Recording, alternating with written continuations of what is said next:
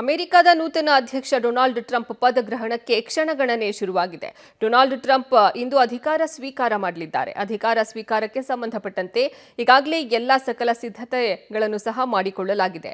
ಅಮೆರಿಕದ 47ನೇ ಅಧ್ಯಕ್ಷರಾಗಿ ಹಾಗೂ 2ನೇ ಬಾರಿ ಟ್ರಂಪ್ ಪದಗ್ರಹಣ ಮಾಡ್ತಾ ಇದ್ದು, ಇದರ ಬೆನ್ನಲ್ಲೇ ಟ್ರಂಪ್ ವಲಸೆ ನೀತಿ ಭಾರತೀಯರು ಸೇರಿದಂತೆ ಲಕ್ಷಾಂತರ ಜನರಲ್ಲಿ ಭಯವನ್ನ ಉಂಟು ಮಾಡಿದೆ. ಈ ಕುರಿತ ಡೀಟೇಲ್ಸ್ ಇಲ್ಲಿದೆ.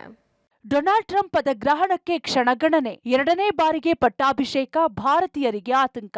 ಅಮೆರಿಕದ ನೂತನ ಅಧ್ಯಕ್ಷ ಡೊನಾಲ್ಡ್ ಟ್ರಂಪ್ ಪದಗ್ರಹಣಕ್ಕೆ ಕ್ಷಣಗಣನೆ ಪ್ರಾರಂಭವಾಗಿದೆ. ಡೊನಾಲ್ಡ್ ಟ್ರಂಪ್ ಇಂದು 2ನೇ ಬಾರಿಗೆ ಅಧಿಕಾರ ಸ್ವೀಕಾರ ಮಾಡಲಿದ್ದಾರೆ.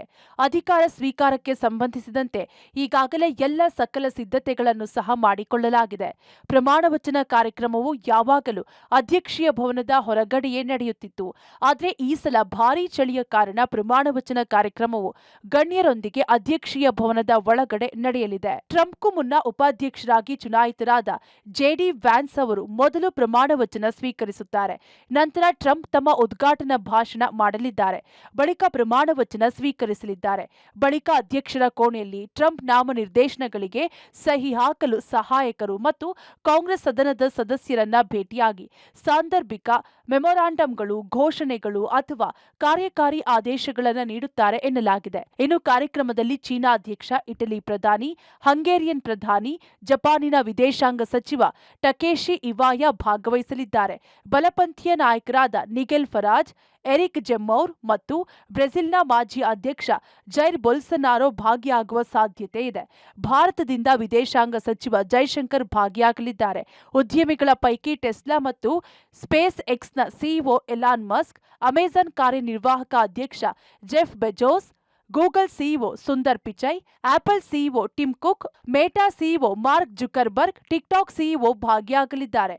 ರಷ್ಯಾದ ಅಧ್ಯಕ್ಷ ವ್ಲಾಡಿಮಿರ್ ಪುಟಿನ್ ಅವರಿಗೆ ಆಹ್ವಾನ ನೀಡಿಲ್ಲ.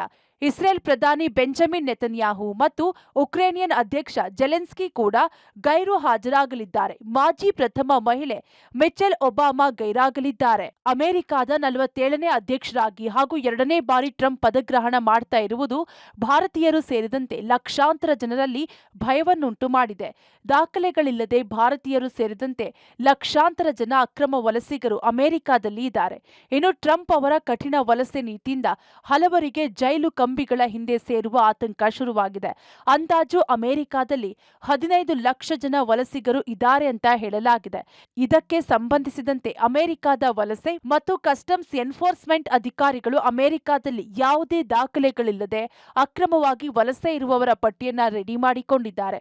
ಆಘಾತಕಾರಿ ವಿಚಾರವೇನೆಂದ್ರೆ, ಈ ರೀತಿ ಸಿದ್ಧವಾಗಿರುವ ಪಟ್ಟಿಯಲ್ಲಿ ಭಾರತದ 18,000 ಜನ ಸಹ ಇದ್ದಾರೆ ಎಂದು ಹೇಳಲಾಗಿದೆ. ಅಮೆರಿಕದ ಅಧಿಕಾರಿಗಳು ಮಂಗಳವಾರ ದೇಶಾದ್ಯಂತ ದಾಖಲೆ ರಹಿತ ವಲಸಿಗರನ್ನ ಸಾಮೂಹಿಕ ಬಂಧನ ಮಾಡಲಿದ್ದಾರೆ. ಇದಕ್ಕೆ ಎಲ್ಲಾ ರೀತಿಯ ಸಿದ್ಧತೆಗಳನ್ನು ಮಾಡಿಕೊಳ್ಳಲಾಗಿದೆ ಎಂದು ಅಮೆರಿಕದ ಉನ್ನತ ಅಧಿಕಾರಿಗಳು ಹೇಳಿದ್ದಾರೆ ಎಂದು ವರದಿಯಾಗಿದೆ. ಪ್ರಮಾಣ ವಚನ ಬೆನ್ನಲ್ಲೇ ಟ್ರಂಪ್ ಭಾರತ ಪ್ರವಾಸ. ಅಧಿಕಾರ ಸ್ವೀಕರಿಸುತ್ತಿದ್ದಂತೆ ಡೊನಾಲ್ಡ್ ಟ್ರಂಪ್ ಚೀನಾ ಮತ್ತು ಭಾರತ ಪ್ರವಾಸ ಕೈಗೊಳ್ಳುವ ಸಾಧ್ಯತೆ ಇದೆ. ಚೀನಾ ಸಂಬಂಧವನ್ನ ಬಲಪಡಿಸುವ ಪ್ರಯತ್ನದ ಭಾಗವಾಗಿ ಅಧಿಕಾರ ವಹಿಸಿಕೊಂಡ ನಂತರ ಚೀನಾಕ್ಕೆ ಪ್ರಯಾಣಿಸಲು ಡೊನಾಲ್ಡ್ ಟ್ರಂಪ್ ಮುಂದಾಗಿದ್ದಾರೆ. ಇದೇ ವೇಳೆ ಭಾರತಕ್ಕೆ ಭೇಟಿ ನೀಡುವ ಕುರಿತು ಸಲಹೆಗಾರರೊಂದಿಗೆ ಮಾತುಕತೆ ನಡೆಸಿದ್ದಾರೆ ಎಂದು ಅಮೆರಿಕದ ಮಾಧ್ಯಮಗಳು ವರದಿ ಮಾಡಿವೆ. ಭರ್ಜರಿ ಬಹುಮತದೊಂದಿಗೆ ಟ್ರಂಪ್ ಅಧಿಕಾರದ ಚುಕ್ಕಾಣಿ ಹಿಡಿಯುತ್ತಿದ್ದು, ಜಾಗತಿಕ ಮಟ್ಟದಲ್ಲಿ ಹಲವು ನಿರೀಕ್ಷೆಗಳು ಹುಟ್ಟಿವೆ. ಶಬ್ಬೀರ್, ಪಬ್ಲಿಕ್ ಟಿವಿ, ನವದೆಹಲಿ.